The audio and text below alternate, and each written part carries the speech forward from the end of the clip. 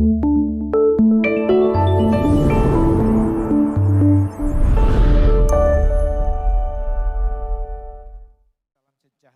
bagi kita semua, kasih karunia Tuhan kita rasakan sepanjang minggu.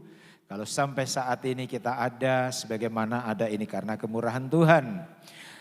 Selamat datang bagi saudara-saudara yang baru berlibur, walaupun masih banyak saudara-saudara kita yang masih belum pulang, tapi bersyukur saudara dapat tiba di Labuan Bajo dalam keadaan selamat. Baik, tema khotbah hari ini yaitu jangan anggap remeh lalat mati.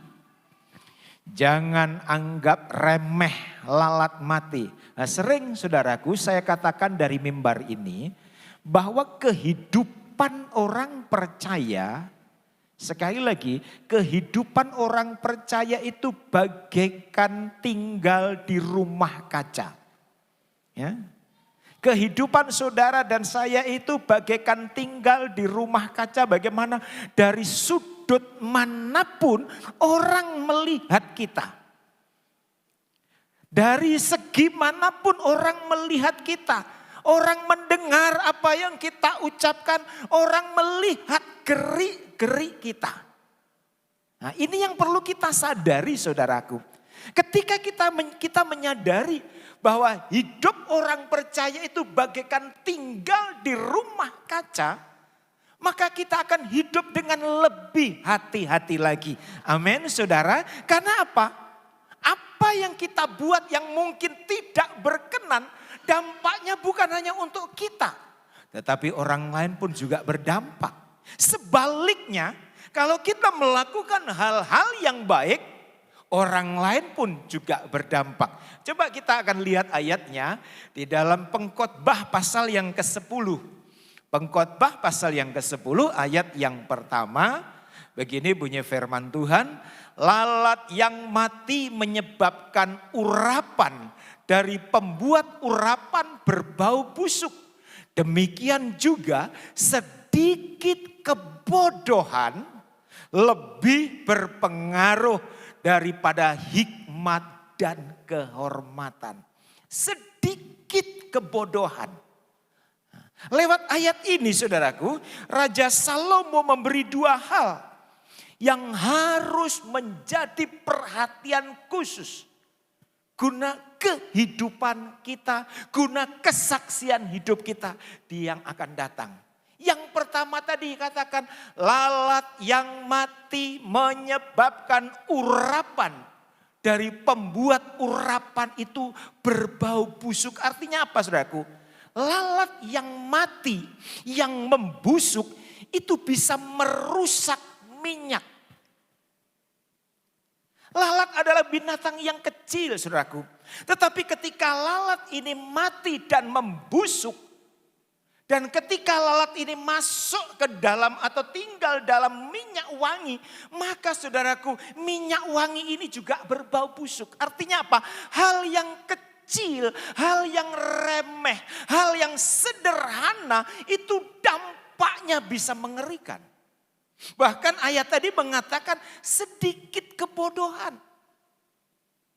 Bukan besar kebodohan, sedikit kebodohan lebih berpengaruh daripada hikmat dan kehormatan. Artinya apa? Sedikit kebodohan itu saudaraku bisa mempengaruhi, sedikit kebodohan itu bisa meniadakan hikmat dan kehormatan. Nanti saya akan berikan beberapa contoh bahayanya.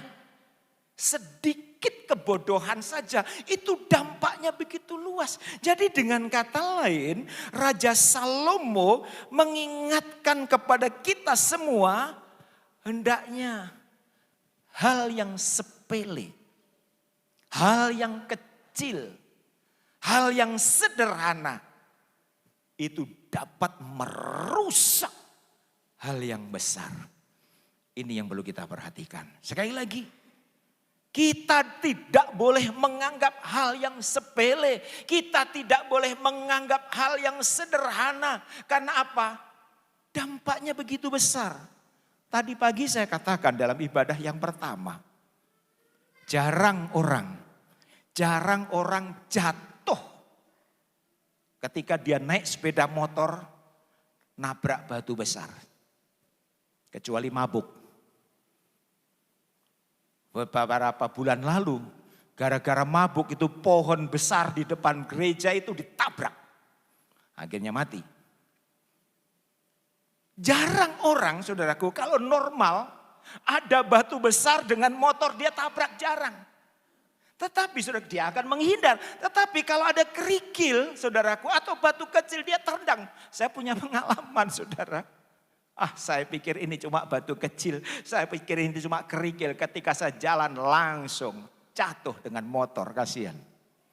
Nah ini, kenapa? Kita anggap hanya kerikil. Kita anggap hanya batu kecil. Tetapi justru itulah yang membahayakan, saudaraku. Dan di dalam Alkitab ada contoh di mana ada orang yang hebat, ada orang yang luar biasa, dia jatuh justru dengan hal-hal yang sederhana. Ini menjadi pelajaran bagi kita. Orang ini hebat, saudaraku. Orang ini justru dipilih oleh Tuhan sendiri. Tetapi justru dia jatuh. Justru dia ditolak oleh Tuhan. Karena hal yang sederhana. Karena hal yang sepele. Yaitu Raja Saul. Kalau saudara melihat latar belakang dari Raja Saul, saudaraku. Sebetulnya sederhana. Coba kita lihat ayatnya. Di dalam 1 Samuel pasal 9 ayat 21. Tetapi jawab Saul, bukankah aku ini seorang Benyamin, suku yang terkecil di Israel. Kita lihat di sini latar belakang dari Raja Saul. Dia dari suku Benyamin, suku yang terkecil di Israel.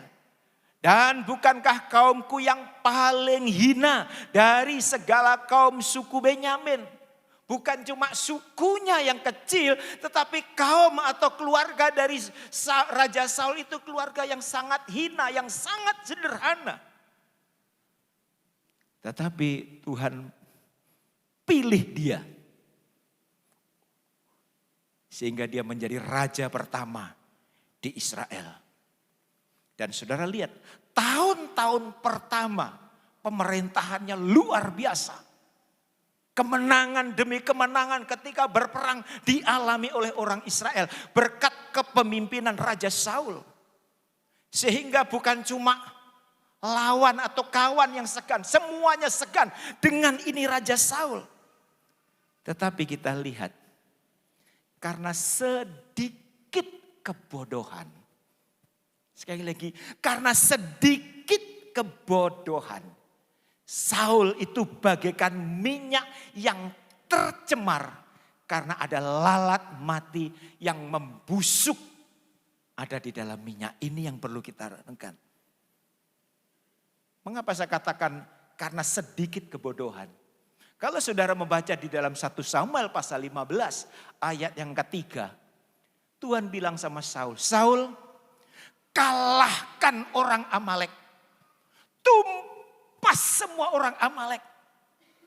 Mulai dari rajanya sampai rakyat jelata bunuh. Mulai dari raja sampai rakyatnya tumpas. Jangan merasa sayang, bunuh semua. Dan bukan cuma manusianya. Kambing, domba, lembu, sapi, bunuh semua. Ini perintah Tuhan.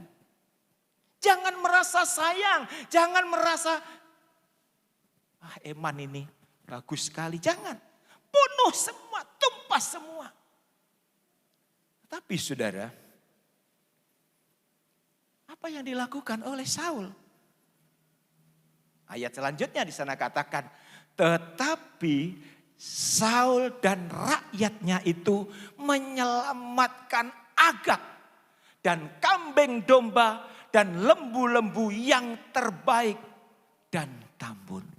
Jelas firman Tuhan mengomong sama Saul, bunuh semua rakyat maupun rajanya. Bunuh semua kambing domba yang tambun, yang bagus, yang jelek. Bunuh semua. Tapi rupanya apa? Agag, raja Amalek tidak dibunuh. Begitu juga dengan kambing domba yang baik-baik. Lembu sapi yang tambun-tambun. Dibiarkan hidup, yang jelek-jelek dibunuh, yang jelek-jelek ditumpas. Sebetulnya saudaraku, kalau saudara membaca ayat-ayat selanjutnya, alasan Raja Saul itu masuk akal. Alasan Raja Saul tidak membunuh kambing, domba, lembu, sapi yang baik-baik, yang tambun-tambun itu alasannya kelihatannya rohani. Tuhan, ini kambing domba ini tidak saya bunuh. Kenapa? Akan saya persembahkan kepadamu loh Tuhan. Bukan untuk saya, tapi untuk Engkau. Akan saya jadikan korban. Wah, karena apa? Raja Saul tahu saudaraku. Tuhan itu paling senang mencium bau korban umat Tuhan. Amin saudara. Kalau saudara lihat sejarah orang Israel. Ketika orang Israel melakukan satu kejahatan. Ketika orang Israel melakukan satu dosa. Alkitab katakan murka Tuhan menyala-nyala. Wow. Lalu apa yang dilakukan oleh umat Allah? Dia membawa lembu, dia membawa kambing, lalu dijadikan korban, dipersembahkan oleh Tuhan. Dia sadar dia telah membuat Tuhan murka, dia sadar telah membuat Tuhan marah. Sehingga orang Israel pada datang dengan membawa kambing, membawa lembu, membawa sapi sebagai korban.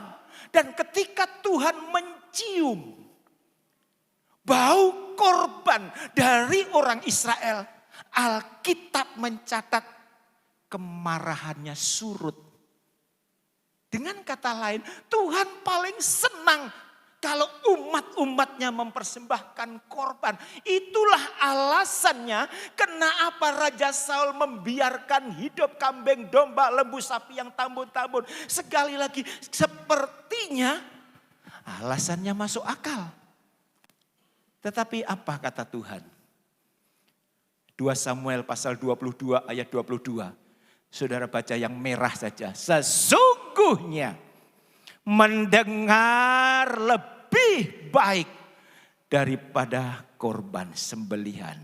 Amin saudara. Artinya apa? Mendengarkan firman Tuhan. Mentaati firman Tuhan di pemandangan Yesus, di pemandangan Tuhan nilainya lebih tinggi daripada korban persembahan. Ini yang perlu kita sadari saudaraku. Ada jemaat di sini sudah lama tidak masuk gereja. Lalu satu saat, Om ini persembahan saya, bawa ke gereja. Saya senang kalian memberikan persembahan. Saya senang kalian mengembalikan milik Tuhan. Tapi saya lebih senang kalian duduk di gereja mendengarkan firman. Amin saudara. Nah ini. Tuhan senang. Sebetulnya bangsa Israel atau Saul mempersembahkan korban. Tetapi Alkitab katakan dengan jelas. Sesungguhnya mendengar lebih baik daripada korban sembelihan. Jadi saudaraku, inilah yang saya katakan sedikit kebodohan yang dilakukan oleh Raja Saul tadi. Mengapa kok sampai tumpas semua?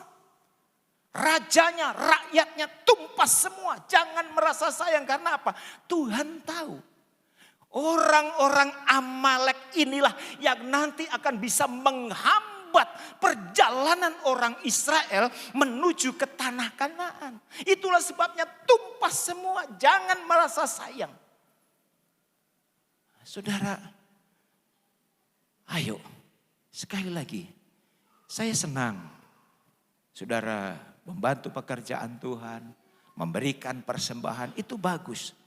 Tetapi saya sebagai seorang gembala bangga ketika saudara mendengarkan firman Tuhan dan melakukan firman Tuhan itu. Amin saudara, itu nilainya jauh lebih tinggi daripada persembahan, daripada korban. Dan ketika Raja Saul tidak melakukan apa yang diperintahkan oleh Tuhan. Dalam kejadian lain, Samuel ngomong sama raja yang sangat keras. Wah, kalau saya membaca ayat ini, wah sepertinya saya belum bisa seperti Samuel. Saudara, mengapa saya katakan sepertinya saya belum mampu, belum berani? Apa yang dikatakan Samuel kepada Raja Saul ini? Coba saudara perhatikan. Kata Samuel kepada Saul, perbuatanmu itu bodoh. Wow. Bayangkan, ini hamba Tuhan saudaraku. Berani sekali ngomong sama raja. Israel 1, kalau di Indonesia RI 1. Berani sekali ngomong sama raja. Raja Saul, perbuatanmu itu bodoh. Kita berani ngomong begini sama Pak Presiden. Tidak lama kita langsung ditangkap saudara. Tetapi kita lihat di sini Samuel berani ngomong sama raja, perbuatanmu itu bodoh. Sekali lagi saudaraku, inilah alasannya mengapa kok sampai Tuhan perintahkan kepada Saul, tumpas semua, bunuh semua. Karena sekali lagi orang-orang Amalek inilah yang nanti akan menjadi hambatan perjalanan orang Israel menuju ke tanah Kanaan. Dan saudara tahu, orang Amalek itu gambaran dari dosa. Orang Amalek itu gambaran dari perbuatan daging. Artinya apa? Kalau saudara ingin mewarisi kerajaan surga yang sudah dijanjikan oleh Tuhan, langkah pertama kita sudah lakukan. Kita semua percaya Yesus. Siapa yang belum percaya Yesus angkat tangan? Tidak berani. Kita semua sudah percaya Yesus. Dan ini adalah anak tangga yang pertama untuk mencapai surga. Yaitu kita percaya Yesus. Ada tahapan yang harus kita lakukan sehubungan dengan firman Tuhan ini. Yaitu tumpas semua orang Amalek. Artinya apa? Dosa harus ditumpas. Dosa harus ditinggalkan saudaraku. Jangan sampai kita setia beribadah seperti pada saat ini. Tetapi kehidupan dosa jalan terus. Halo? Jangan sampai saudaraku, kita ini pemain-pemain sandiwara akhir zaman. Kita setia beribadah. Tetapi dosa jalan terus. Nah ini. Kalau saudara ingin hidup berkenan kepada Tuhan, tumpas semua orang Amalek. Tumpas semua dosa. Tinggalkan semua dosa. Amin saudara. Ini jangan merasa sayang. Jangan merasa sayang. Alkitab tadi katakan, jangan merasa sayang. Tumpas semua. Orang Amalek itu juga gambaran perbuatan daging. Perbuatan daging harus ditumpas semua. Perbuatan daging harus ditinggalkan semua. Itulah sebabnya sering hamba Tuhan ngomong dari mimbar, untuk masuk surga jalannya sempit. Artinya apa? Mau bergerak begini tidak bisa. Mau bergerak begini tidak bisa. Mau melakukan ini tidak bisa. Mau lakukan seperti ini tidak bisa. Tidak seperti orang dunia. Jalan masuk neraka lebar, bebas. Apa saja bisa dilakukan. Tinggal saudara mau pilih mana? Tinggal saudara mau pilih mana?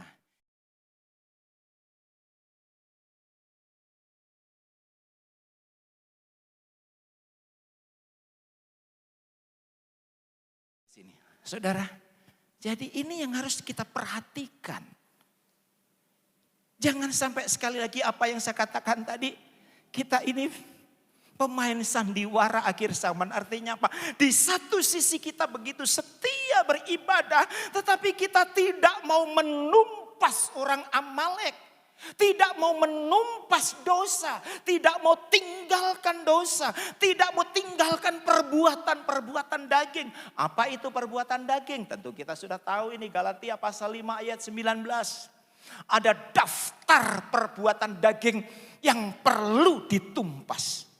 Perbuatan daging telah nyata, yaitu percabulan, kecemaran, hawa nafsu, penyembahan berhala, sihir, perseteruan, perselisihan, iri hati, amarah, kepentingan diri sendiri, percideraan, roh pemecah, apalagi kedengkian, kemabukan, pesta pora dan sebagainya. Saya tidak tahu yang debat dan sebagainya ini apa saja. Terhadap semuanya itu kuperingatkan kamu seperti yang telah kubuat dahulu, bahwa barang siapa melakukan hal-hal yang demikian. Artinya apa? Barang siapa kita masih melakukan perbuatan daging. Ada sekian daftar tadi perbuatan daging. Ia tidak akan mendapat bagian dalam kerajaan Allah. Ngeri ya?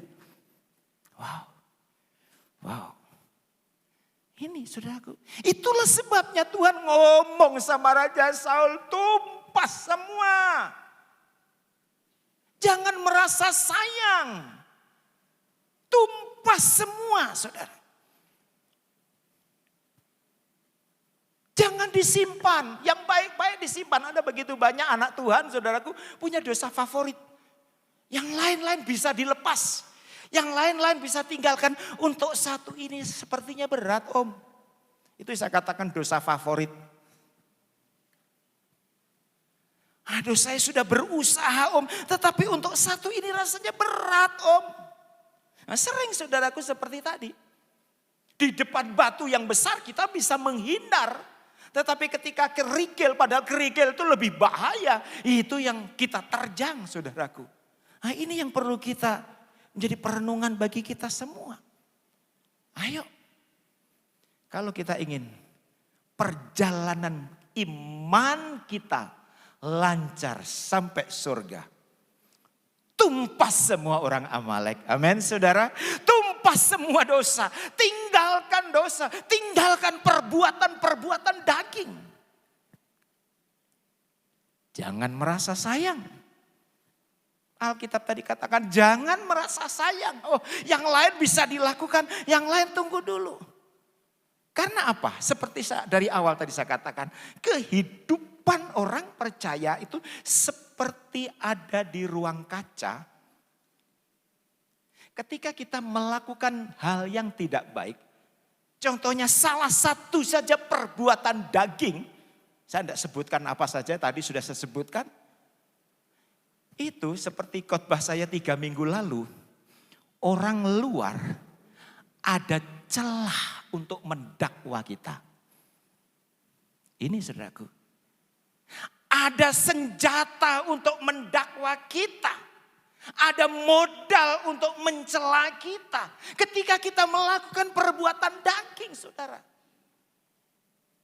Katanya sudah lahir baru. Tapi kok masih begini? Kita mau ngomong apa? Katanya sudah dipenuhi dengan Roh Kudus. Tetapi kenapa judi jalan terus? Sehingga mereka di luar sana menuduh kita. Dan kita tidak ada kemampuan untuk membela diri. Karena apa? Karena kita memang masih bikin. Ingat tadi. Lalat mati yang membusuk bisa merusak minyak wangi. Nila setitik rusak, susu sebelanga hancur, saudara. Jadi perbuatan kecil yang kita lakukan, yang mungkin menurut orang dunia itu biasa, bisa menghancurkan reputasi kita. Itulah tadi pagi saya katakan kepada teman-teman yang pegawai negeri khususnya. Hati-hati, Pak Jokowi bilang hati-hati. Ketika kita salah melakukan sesuatu atau melanggar hukum, reputasi yang saudara bangun sekian tahun hancur. Amin. Ini yang perlu kita perhatikan baik-baik saudaraku. Ini yang perlu kita renungkan baik-baik. Raja Saul dipilih Tuhan sendiri. Tetapi karena melakukan sedikit kebodohan, tidak mentaati firman Tuhan, ditolak oleh Tuhan. Apalagi kita. Siapakah kita? Satu contoh lagi Musa. Tentu kita tahu kisah daripada Nabi Musa ini. Luar biasa saudaraku.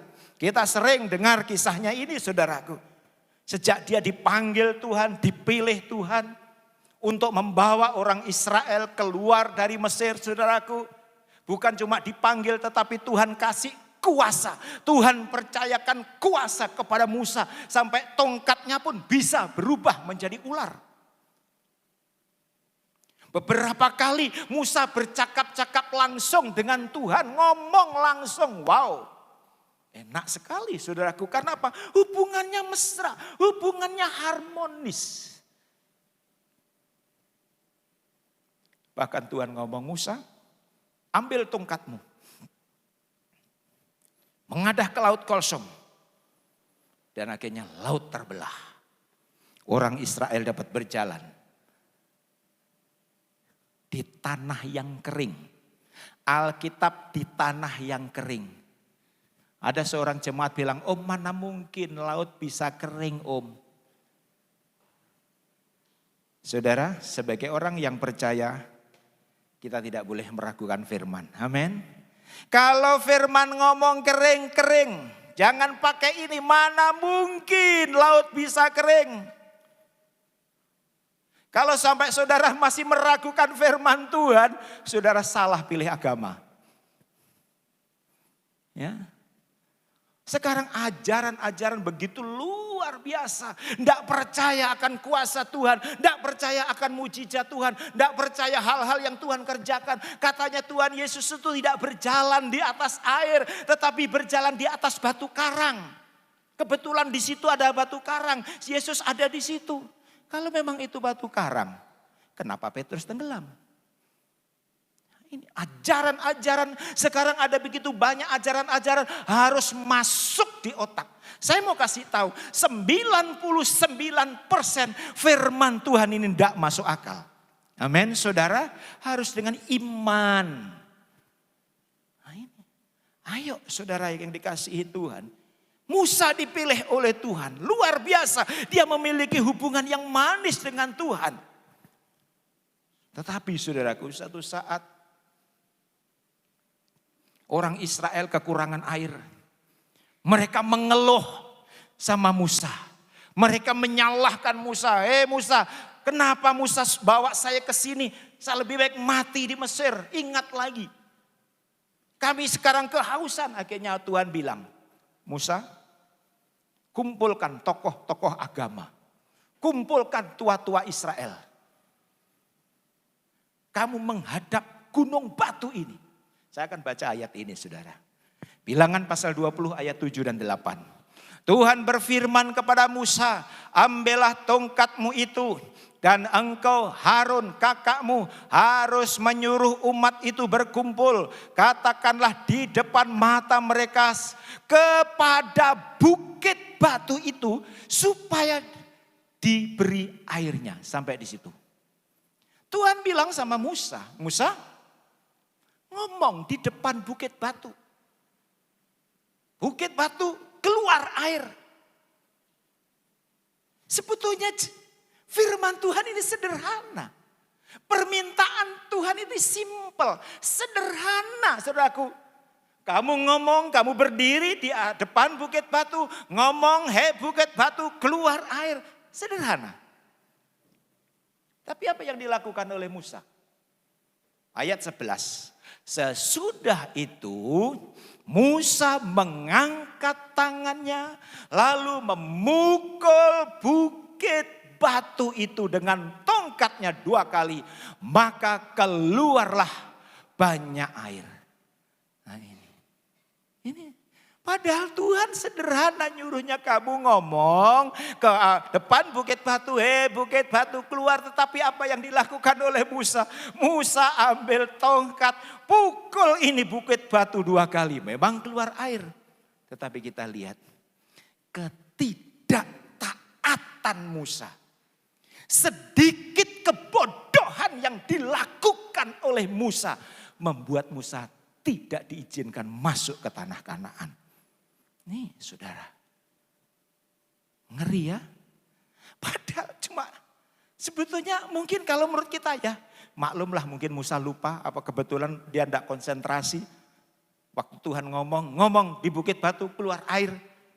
Sebetulnya kalau kita masih ada toleransi saudaraku. Ya, kita masih ada toleransi ya sudah Musa tidak apa-apa. Sudah terlanjur ini. Tetapi di hadapan Tuhan sekali lagi seperti yang saya katakan. Nilai sebuah ketaatan lebih tinggi dari korban bakaran. Amin saudara. Amin saudara. Nilai sebuah ketaatan terhadap firman Tuhan. Nilainya lebih tinggi dari persembahan. Dari korban persembahan. Sekali lagi bukan berarti Tuhan tidak suka persembahan. Tuhan paling suka itu. Tetapi nilainya lebih tinggi. Ini kita lihat. Gara-gara sedikit kebodohan. Gara-gara Musa membiarkan lalat kecil mati membusuk. Masuk ke minyak wangi. Akhirnya minyak wangi itu tidak bisa digunakan. Nah, ini yang harus kita menjadi bahan renungan kita bersama. Saya kasih contoh. Kalau saudara mendengar berita yang ada di hari-hari ini. Maaf saya tidak sebutkan namanya. Ada seorang tokoh yang hebat. Yang membangun, ini contoh saja. Yang membangun negeri ini. Orang-orang di perbatasan sangat senang. Mendapatkan informasi ini, proyek ini saudara. Membangun negeri ini. Dan ketika melihat prestasi orang ini. Orang begitu bangga. Apalagi tempat kelahirannya begitu senang saudaraku. Aduh, di daerahku ada tokoh yang hebat yang bisa membangun negeri ini. Bahkan pemuda-pemuda di daerahnya, aku nanti kalau sudah besar, aku mau kuliah dan aku ingin menjadi seorang pejabat seperti dia. Wah, tokoh ini diidolakan. Tokoh ini menjadi kebanggaan daerahnya saudaraku. Tetapi karena mengizinkan lalat kecil mati dan membusuk. Masuk di dalam minyak kehidupannya. Karena sedikit kebodohan. Yaitu korupsi. Hancurlah. Prestasi-prestasi yang selama ini dibangun. Hancurlah kebanggaan pemuda di daerahnya. Dia langsung kaget saudaraku. Dia langsung kaget. Ternyata orang yang selama ini diidolakan. Ternyata orang yang selama ini dibangga-banggakan. Telah melakukan sedikit kebodohan. Dan akhirnya apa? Hancur. Tadi pagi saya katakan, bapak-bapak. Jadilah kebanggaan istri dan anak-anak. Amin bapak-bapak. Jadilah. Alangkah bangganya. Saudara sebagai seorang bapak, istrimu ngomong aku tidak salah memilih suami seperti dia. Wow saudara. Alangkah bangganya suara ini didengar seorang suami. Alangkah bangganya anak-anak kita berkata, aku bangga punya Allah, punya Bapak seperti dia yang begitu mengasihi, yang begitu perhatian kepada kami anak-anaknya. Itu luar biasa saudaraku. Dan itu perlu dipertahankan, tetapi kalau sampai kita seorang suami, seorang bapak melakukan sedikit kesalahan, hancurlah kebanggaan istri dan anak-anak. Saya lihat ibu-ibu manggut-manggut. Itu rasain bapak-bapak. Sekarang ganti ibu-ibu. Jadilah istri yang membanggakan suami dan anak-anak. Amin. Amennya pelan. Ayo. Alangkah senangnya suamimu berkata, aku tidak salah pilih memiliki istri seperti dia. Yang begitu rajin, yang begitu perhatian kepada suami dan anak-anak. Wow. Jangan sebaliknya, saudara.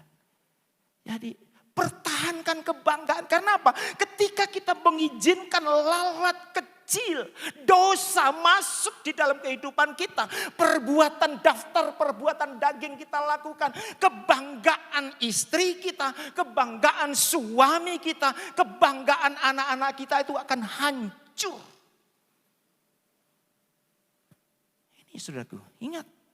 Siapa Raja Saul? Siapa Musa? Dia orang-orang hebat. Tapi karena telah melakukan sedikit kebodohan, habis prestasinya. Saul ditolak oleh Tuhan. Musa tidak diizinkan masuk ke tanah Kanaan. Hanya suruh lihat. Ya. Ini yang harus kita perhatikan bersama, saudaraku. Ini yang harus menjadi perhatian kita bersama-sama. Itulah sebabnya setiap saat saya membutuhkan dukungan saudara. Dan saya terus juga berdoa untuk jemaat, saudara. Jemaat di sini totalnya yang ada di Labuan Bajo 384. Saya tahu karena kami selalu menyebutkan nama-nama mereka. Ayo, jadilah kebanggaan Tuhan. Amin, saudara. Jadilah kebanggaan Tuhan. Sehingga orang-orang di luar di sana tidak ada kesempatan sedikit pun mencela kita. Tidak ada celah untuk mendakwa kita. Wow, ini yang luar biasa. Dan inilah harapan Tuhan, keinginan Tuhan. Itulah sebabnya tadi pagi dengan tegas, jadilah majikan yang dapat menjadi kebanggaan anak buah. Jadilah anak buah yang menjadi kebanggaan majikan. Jadilah pegawai yang menjadi kebanggaan negara. Karena apa? Sedikit kita melakukan kesalahan seperti yang saya contohkan tadi. Dia sudah membangun negara, menjadi kebanggaan daerahnya, menjadi idola pemuda-pemuda di daerahnya. Tetapi karena telah kedapatan korupsi, melakukan sedikit kebodohan, hancur semua. Sehingga apa? Pemuda-pemuda di daerahnya sudah mulai tawar. Semangatnya untuk mencotoi tokoh ini hilang.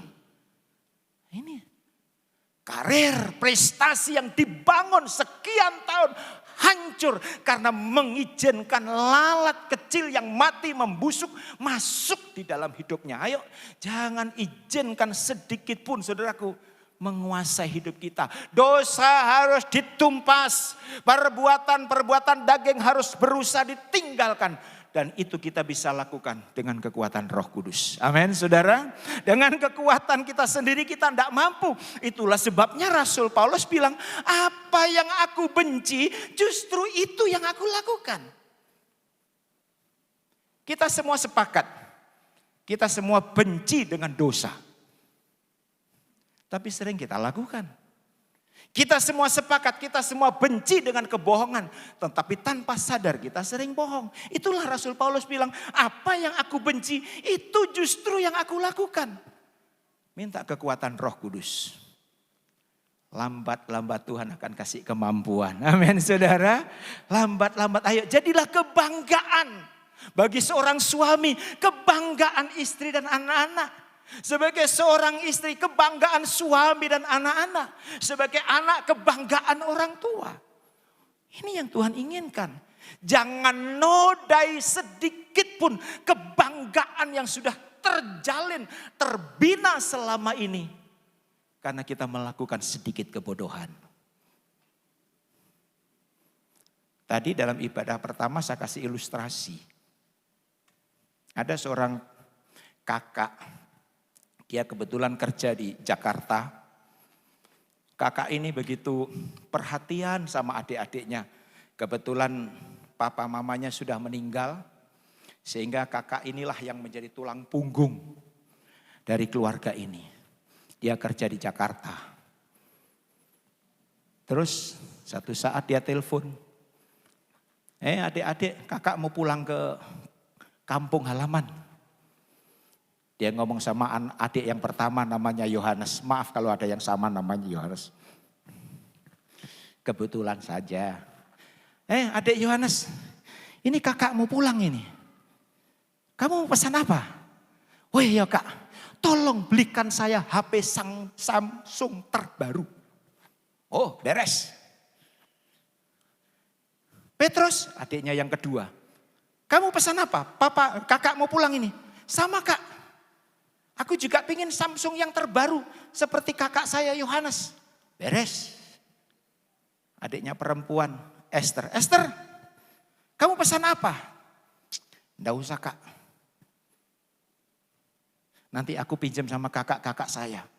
Karena memang 3 anaknya ini begitu bangga sama kakaknya yang kerja di Jakarta. Karena apa? Selama ini selalu mensupport, selalu mendukung, selalu memberi sesuatu apa yang dibutuhkan. Sehingga anak-anaknya bahkan ada adik yang kedua bilang, aku nanti kalau ya besar mau seperti kakak saya. Dia begitu bangga saudaraku. Jadi dia tanya sama Esther, Esther pesan apa? Tidak kak, pesan saja. Kakak uangnya banyak, ya cukup lah. Akhirnya didesak Esther bilang, sudah kak tolong belikan saya kaos dalam aja kak. Bawakan saya kaos dalam. Kakak yang di Jakarta mulai mikir, aduh Esther kalau kaos dalam tuh nyopetnya susah. Rupanya kakaknya ini pencopet saudara. Di Jakarta kerjanya nyopet. Makanya kalau cuma HP gampang. Yang lain-lain kamu, tapi kalau kaos dalam nyopetnya bagaimana? Ketika mendengar jawaban bahwa rupanya kakaknya di Jakarta kerjanya pencopet.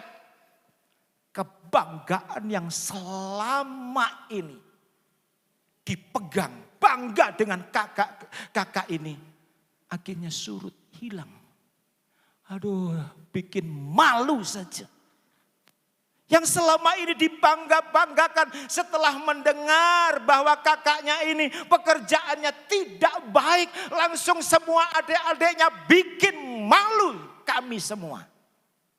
Saudara jangan sampai kebanggaan yang diberikan orang-orang di sekitar terhadap kita selama ini hancur gara-gara sedikit kebodohan. Amin saudara. Pertahankan kebanggaan orang-orang di sekitarmu dengan hidup dekat dengan Tuhan. Pertahankan kebanggaan orang lain terhadap kehidupan kita dengan melakukan firman Tuhan. Jangan sampai kita melakukan sedikit kebodohan. Akhirnya prestasi yang selama ini kita bina, usaha yang selama ini kita lakukan untuk sampai ke puncak hancur. Gara-gara kita melakukan sedikit kebodohan. Ayo, renungkan firman Tuhan. Mungkin, ingat saudaraku, dunia ini sekarang berusaha menawarkan hal-hal yang indah. Dunia ini sekarang berusaha menawarkan hal-hal yang manis. Tapi ingat, ujung-ujungnya kehancuran. Ujung-ujungnya kebinasaan. Minta Roh Kudus memberikan kekuatan, kesadaran. Sehingga tidak ada satupun yang bisa menjatuhkan kita karena kita minta pimpinan daripada Roh Kudus. Haleluya saudara. Haleluya saudara. Berikan kemuliaan untuk Tuhan kita Yesus Kristus. Silakan pemain musik. Ayo. Renungkan firman Tuhan. Kalau mungkin selama ini saudara sudah menjadi kebanggaan sebagai seorang pejabat. saudara menjadi kebanggaan pegawai-pegawaimu. Sebagai seorang ayah, saudara menjadi kebanggaan istri dan anak-anak. Sebagai seorang istri, menjadi kebanggaan suami dan anak-anak. Pertahankan kebanggaan itu, saudara. Jangan izinkan lalat kecil mati membusuk masuk di dalam kehidupan kita. Jangan lakukan sedikit kebodohan yang akhirnya dampaknya begitu fatal. Akhirnya dampaknya begitu mengerikan. Pertahankan prestasimu. Pertahankan prestasimu. Pertahankan imanmu. Sehingga orang-orang dunia, orang-orang di luar sana tidak ada kesempatan untuk mendakwa engkau. Tapi mereka berkata, aku bangga punya teman jemaat GPDI Bukit Sion. Amin, saudara. Aku bangga punya tetangga seperti dia. Aku bangga punya relasi seperti dia. Aku bangga punya teman kerja seperti dia. Wow, alangkah indahnya kalau suara ini kita dengar, saudaraku. Alangkah indahnya kalau suara ini kita kenal. Jadilah kebanggaan bagi orang lain. Jangan izinkan sedikit kebodohan. Jangan izinkan minyak atau lalat kecil masuk di dalam kehidupan kita. Yang akhirnya dampaknya harum menjadi busuk. Dan itu bisa melukai hati Tuhan. Haleluya.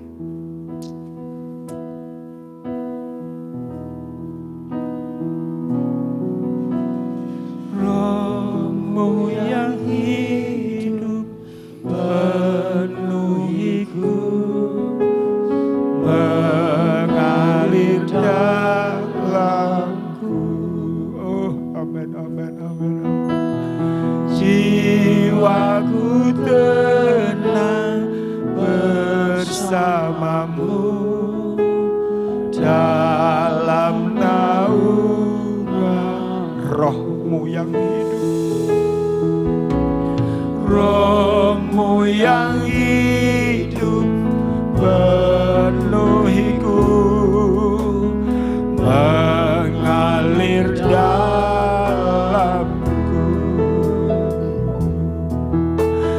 Jiwaku tenang bersamamu dalam naunganmu. Ku buka hati untuk jamahanmu, berserah penuh di hadiratmu. Kau ambil alih seluruh hidupku, di altarmu menyembahmu. Haleluya, haleluya. Rohmu yang kudus pulihkanku, engkaulah damaiku.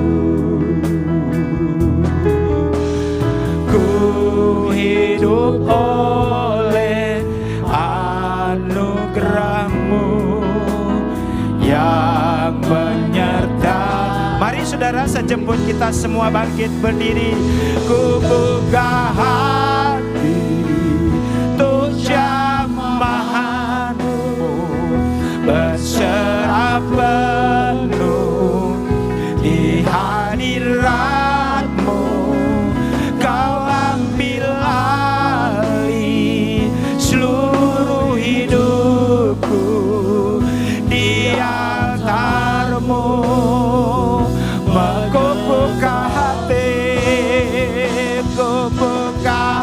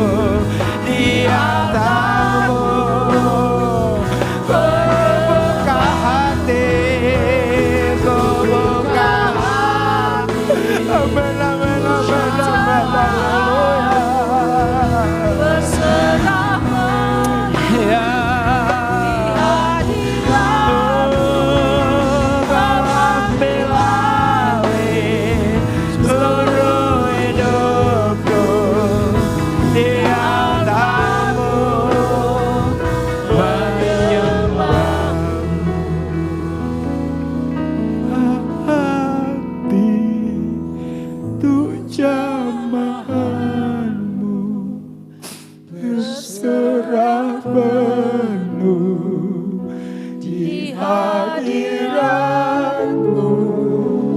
Kau ambil alih seluruh hidupku di altar-Mu. Saudara, tutup mata jasmanimu sebentar. Renungkan firman Tuhan. Ingat saudara, iblis sangat keberatan saudara dan saya masuk surga. Iblis sangat keberatan saudara memiliki prestasi kerja yang baik. Iblis sangat keberatan saudara diberkati Tuhan. Itulah sebabnya iblis berusaha menawarkan hal-hal yang indah. Tetapi ingat, itu bagaikan lalat mati yang membusuk. Ada pepatah yang mengatakan nila setitik, rusak susu sebelanga. Sedikit kebodohan yang kita lakukan, saudaraku, dampaknya besar. Dosa yang kita lakukan mungkin itu dosa kecil, tetapi dosa itu tetap dosa, saudaraku. Tidak ada dosa kecil, tidak ada dosa besar. Yang namanya dosa tetap dosa, dan upah dosa adalah maut. Untuk itu mari buka hatimu terhadap Roh Kudus. Buka hatimu terhadap Roh Kudus. Minta jamahannya. Sehingga kita peka terhadap rayuan-rayuan iblis. Peka terhadap tawaran-tawaran iblis. Sehingga kita menjadi kebanggaan orang lain. Sebagai seorang ayah, menjadi kebanggaan istri dan anak-anak. Sebagai seorang ibu menjadi kebanggaan suami dan anak-anak. Dan sebagai orang tua menjadi kebanggaan anak-anak kita. Alangkah indahnya kita menjadi pribadi-pribadi yang dibanggakan Tuhan. Untuk itu minta pimpinan Roh Kudus. Minta jamahan Roh Kudus. Sehingga kita peka terhadap tawaran-tawaran iblis. Haleluya. Ku buka hati untuk jamahanmu, berserah penuh di hadiratmu. Kau ambil alih seluruh hidupku di altar-Mu. Banyak ku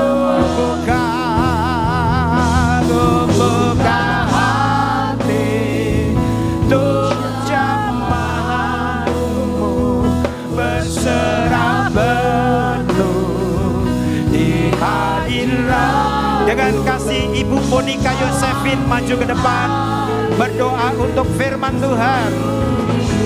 Haleluya. Di altar-Mu